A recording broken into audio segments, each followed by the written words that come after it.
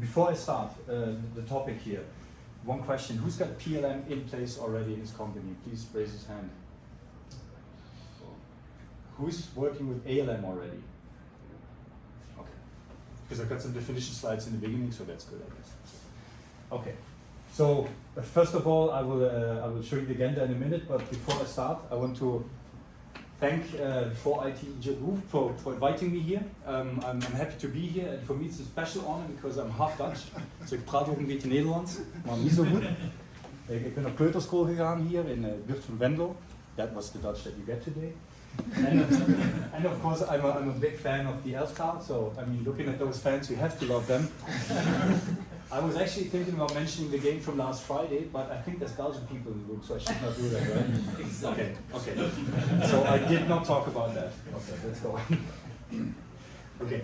So I will introduce Nanga Systems, so you briefly know who you're talking to, what you're seeing, and then just one slide about how we cooperate and why Nanga is here in the ecosystem of the group, and then we talk about the major topic, how ALM and PLM. So Nanga has been founded in 2014. We are roughly, I think, 45. It's closely to 50 now, so we have a queue of 5-6 people that we have hired already, that will start the next month, so fast growing. We have several locations, and mainly it's the people that work there are mainly all have an MKS PTC background. So I myself have been at PTC for more than 20 years. And the founder is Dominic Kassel, also coming from PTC. We are located in Stuttgart in the headquarters, the rest is Vienna. We have local offices in Kiev. With all the struggles that they have at the moment, we still have a lot of employees there that are still working, just spread over the country. That's where we have our software development team. And then we just opened up an office in Tokyo in Japan, and it's mostly because of being close to customers and working with them. What does Nanga Systems do? They started as a consulting and implementation company. So they offered services for PTC solutions, focusing strongly on the ALM side of things. So we are the software people in that whole product or system world. Then about 3 years ago, they started reselling software also from PTC and other partners that we have. That the partners are always selected, but I showed in the next slide, according to what we find in such a development environment. It's not only PTC products. And then we have our own products. Mainly these products are systems or add-ons that we have for PTC solutions to make the life easier for automation, for integrations and these kinds of topics. And by the way, if you have any questions, just interrupt me, so the more interactive, the better. And if I'm done, I'll try to finish at 30 minutes. You take care that I don't talk too much. Then we still have 10 minutes of Q&A afterwards. So consulting and implementation, what do we do? ALM and PLM is the focus that we have, and also bringing those together, and that's then where we land at systems engineering.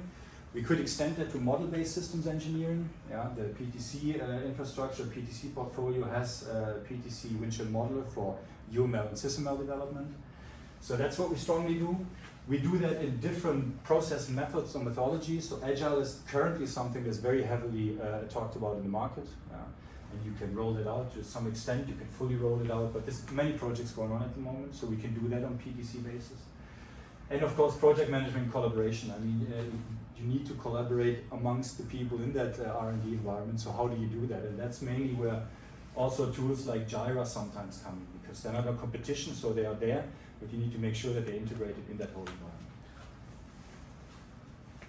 So that's a licensed reseller. It's a big chart with a lot of players on there. This is the most remarkable. I was on a partner conference just a few weeks ago at PTC, and I asked them, why did you only buy Codebeamer after I left? Because I've been 10 years in the company with a RVMS, the old solution. So now they basically have two ALM solutions in place. When people ask me what to take, my advice is always the Windshield RVMS has been there for a long time. They have established this digital thread, so you can do systems engineering with that. And we have active large customers rolling this out. The Codebeamer is more on the web-based side, so the SaaS strategy that PTC is going through and focusing on. So they're very, very well set up in that area for the future and for anything that comes in that area. And we have a lot of other tools in place. Some are basically around the agile topic. So we have a lot of agile things. We have product line engineering, variant management, but that's a very advanced topic then.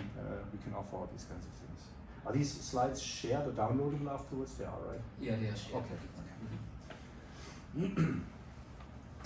So I talked about Nanga products. Not that much information about this, but for example, you have automation tools when you want to have some custom actions in your UI. You can organize that very well through a process. We have cross-copy domain. You can copy content from one installation or one instance to another, from one document to another. One very large thing is Nanga next generation deploy. You often have the challenge when you have a data model. That data model doesn't fit all, right? So you have mechanical, hardware, software people. They have different processes. They have different terminologies. So what we can do with this is we have a master data model, and we distribute and version all the data models, so you have full control of what data model ends where, and you can centrally develop that data model without getting in conflict of the local projects or the local domains. And of course, integrations. We have a lot of integrations, and integrations are always project driven. And when we see there's a large demand, then we productize it, and it basically lands on this slide. Okay, what are the customers of Nanga? Many. We have the large customers are of course centrally managed and directly managed by PTC, but we have large stakes in the consulting and implementation business. For example, Volkswagen has been doing a project for a long time, rolling out a windshield RVNS solution for their requirement management worldwide, across all brands. And we are part of that project, so that's where we support there. And we have customers that we sell licenses to. We have customers that come to us and say, this is our infrastructure, what do we need to do to be agile, to be fit for the next 10 years? If there's a lot of software content, we analyze, we work out plans with them and say, this is how you could set up the environment, and then sell licenses, implement it, up and all the way down to also maintenance or the support of these solutions. I think if you have interest, we can talk about the customers later. We can connect you with customers that you can talk to about what we do there. Okay, why are we here? Like I said, we were invited to present here. And when you come and when you work with a group here locally for ITT Group, this is what they cover very, very well. What we've discussed or what we've learned is that one point that's missing is the ALM side, because it's very specific. It's a lot software driven, and that's where we come from. So we've been asked, couldn't we collaborate on projects? And that's what we're starting at the moment. And that's why we were invited here. And on top of having single solutions, and we've heard that in Sylvine's and all the other presentations today, it's a digital thread that we do. So how do you connect these things? And this is also what we're talking about now in the next few slides. How do I get these two together? Because when you look at PLM, that's always connected to CAD, that's tick marked. When you go to the ALM side, that is something where the connection is very important because that's new, or it's fairly new. And when you have this in place, then you can start moving towards IoT and AR because you have your data, you have it connected, and you have it put into context.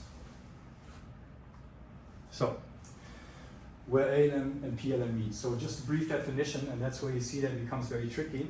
When you look at ALM, it's a product lifecycle management of computer programs. When you look at product lifecycle management, PLM, it's the same. So you can basically imagine two V models, the one taking care of software products and the other one taking care of complete products. And the history was you have a product or software part that comes out of the ALM solution and it's deployed onto the PLM solution, and you can then work it and distribute it, put it in bombs and all these kind of things. But there's much more, because when you look at requirements, who defines the requirements in this space? And who does the testing in that space? Where's the change in that space? Who owns these things?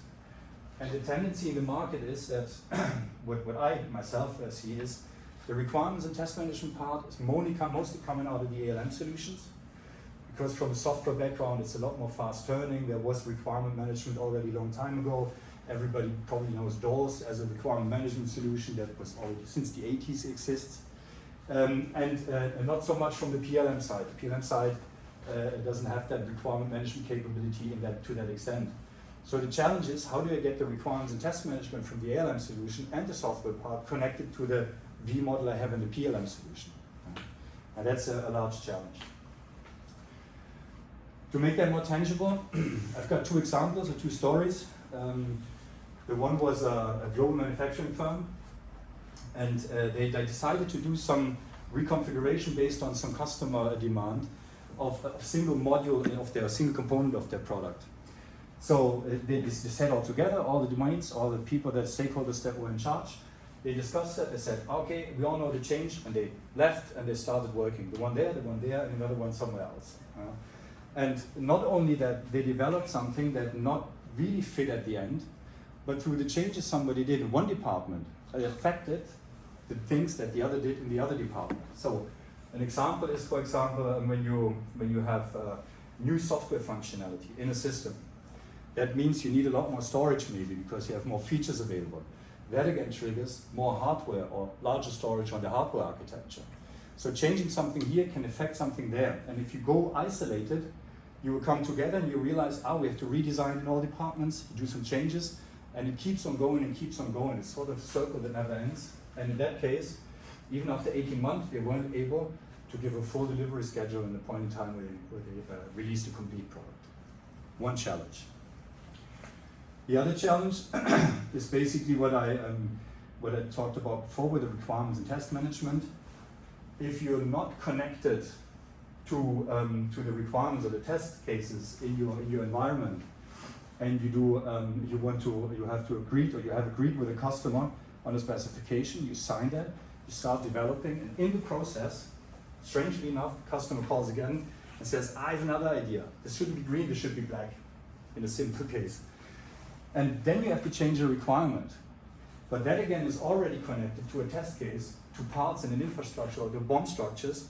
And if you just change the requirement and there's nobody alerted of that change, everybody else stays on old versions of what they do and it crashes at the end. Ideally, still within development, worst case, somebody in the car sits in the car and realizes it doesn't work and you have to recall products. And that's the worst case that can happen.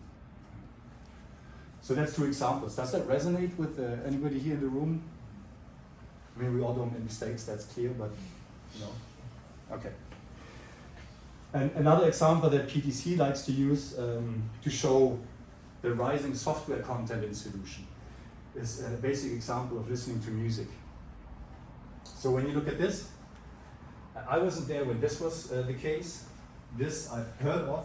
So I started around between here with this here, tapes or normal tapes, and nowadays you're streaming. So it's all the same thing. You just want to listen to music with different implementations. Very, very much hardware up to a lot of software. So the question is always when you do a decision on how do I implement a feature or customer request, what do I do? Do I tend towards doing it in software or do it in hardware? And that's something when it's connected, you can basically sort of you can anticipate the impact that it would have to change hardware, which is mostly always more difficult, or you use software. And what happens at the moment is the software is exploding. I mean, already a few years, 2 decades ago, people mentioned software is eating the world. That's the case, right? If you pull the plug of software, we all have a problem. So this shows the rise of importance of software in systems. Why is it difficult to integrate these two? Besides the fact that you're layering 2 V models and you need to decide the requirement needs to be connected to the PLM and all these things, it's the speed of change. So this is obviously the software guy. I'm not being disrespectful, but the change of, and I'm one myself, so the change of frequency when you do software is much faster. I mean, you've got my phone, right? I have this phone for 1 year now, but the apps on there constantly change, constantly update, all new features. And when you look at, for example, the automotive industry, in the future we will be able to say, I want to have 20 more horsepowers in my car. You click a button and you download 20 more horsepowers basically. It's all parameter driven, and suddenly your car accelerates more. So it's flash over the air. So that's how software functions and features are being driven a lot quicker than the hardware itself changes. And getting these 2 different frequencies aligned properly for getting the right product at the end, that's a challenge. So the question is, where do you start? What are the common use cases, the common starting points for integrating? So ALM and PLM should be, definitely. And what a lot of people think is when you talk about ALM, it's only software, but that's not the case. Like I said before, requirements mostly reside in ALM solutions. Test cases, test plans reside in ALM solutions, and product architectures reside in different places. So the first touch point that we have when we talk to customers is mainly connecting a requirement to a part in a part structure. That's quite easily done. I'll talk about the technology and how that is done a bit faster later. But that is basically when you have a requirement and that changes, the case I talked about earlier.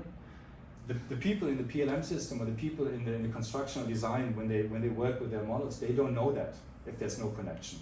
Right? They still have their old drawings, but when you have an integration, then you can trigger information to say when this requirement changed, the guy in the PLM system, in Windshield PLM in that case, he will see sort of a suspect link, sort of a marker, a red line saying, hey, your requirement has changed. Please take a look what the requirement has changed to and then decide if that affects you. So the system guides you towards what you have to do and avoids you forgetting something. That's one thing. And since the V model in the ALM solution has the requirement and the test cases, there's an impact analysis from that requirement to the part, as I just discussed, and within the ALM solution to the QA department. So all these three people are involved, informed in that case. Another one is product architecture. I talked about earlier, I mean, if you have a hardware layout plan and you have special modules for storage in there and you want to store, you get more features, more software in there because you need to do that, then of course you need to change that storage. Or the other way around, if a hardware department says, I want to save cost and money, I want to take out hardware and put in some smaller hardware, you can do that, but then you can't use the software features anymore that you had because they don't have space to reside on that architecture. And the last but not least is the enterprise change management. It's projects where also PTC is working on at the moment and implementing. I think there's different approaches, but it's important that when a change comes in, you have different domains that are affected. So a change says, I want to have a new something. That probably triggers some software change, some electronics, some hardware change. You know, it scans over different systems. So you need to be able to connect those systems, that this change is distributed on these systems, the people can finish their change. You need to have visibility in real time what the domains are doing, and you need to control that only if all these three sub-changes basically are done, then that major enterprise change is done. And you need to inform the people that initiated this. So that's something that is, from my experience at the moment, one of the hottest topics. All three can be implemented to some extent, and how that's done I will show in the next slide. So any questions so far to this? No. So where do ALM and PLM meet? I like this slide very much. It's a PTC slide. I've been using that many years, and this is sort of how it could look like and how it does look like at the moment. So like I said, this is the ALM solution, is the gray part. You can see system requirements, system design, and the analysis and design to some extent are done in the ALM solution. Now, I would say typically this is the ALM solution, and then the testing part on the other side is ALM solution. And the PLM solution is one that needs to be connected, so you have the CAD, all the hardware things, and you manage all the artifacts that you have from the mechanical and hardware side. So you have connection points almost everywhere, and to some extent. When you go into the next phase, and I think Punch Powertrain, the last step of their journey, number 3, was model-based systems engineering. Then it could look like this also. So a system design, you can do that. You can draw something and put it in take a picture and put it in a requirements document, and it's for documentation. But you can also use a model based on SysML and UML that shows your system to some level and connects to all the artifacts underneath.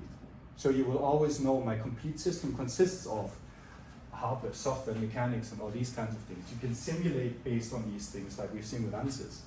So there's a lot of advantage of implementing also MBSE in that solution, but that's mainly the last step, and Punch Powertrain did exactly the same, was doing the same thing. So this is where they interact. And now the question is, how do they interact? I think the beauty of it is technology is available. There was about, I think, 8-9 years ago that OSLC entered the market. It's a standard based on REST technology where you start not copying data from one solution to another, but you link data. So I have a requirement that resides in the ALM solution. I have a part that resides in the PLM solution, And you don't say, okay, when I need requirements information here, I copy it over, but you just link it. So it stays in that repository. So if somebody on the PLM side says, oh, I've got a part here and I want to know the requirement, you hover over, a window pops up, and you can read the requirement that comes from another solution. Yeah. That has a lot of advantage, and that's the direction everybody's going now. It's been a standard that has been internationally approved, so the Oasis is doing that. They put out some use cases and some frameworks on how to implement it. There's different things that they do, so requirements, QA, architectures, different use cases to be implemented. And the good thing is that also the companies are basically, the vendors are using it, are applying it. So that means if you have different solutions in place, you can now create a digital thread based on this OSLC that really shows you a complete picture, gives you impact capabilities, but only by linking and not by copying data and making redundant data available for a lot of people. How much time did I spend yet? 22 minutes. Wow, exactly. Time for questions.